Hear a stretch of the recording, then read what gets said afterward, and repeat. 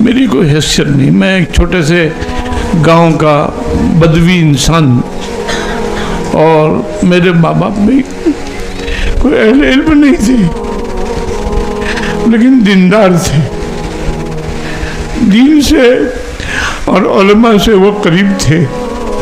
ہمارے دادا جان وہ بھی ماشاءاللہ دیندار تھے، کسان تھے، لیکن وہ متشدد تھے اپنے اولاد کی تربیت میں۔ ان کے متعلق یوں آتا ہے کہ ان کے بیٹے 5 تھے، یعنی میرے والد صاحب کے ساتھ، لیکن نماز کے وہ اتنے اہتمام کرنے والے تھے کہ ان کی شادیاں ہو گئی، ان کے بیٹوں کی شادیاں ہو گئی۔ جب وہ اپنے گھوڑوں پر آتے تھے وستان سے کوساڑی، تو مجال نہیں تھی کہ ان کی رکعت جاوے، ان کی گرفت ہوتی تھی۔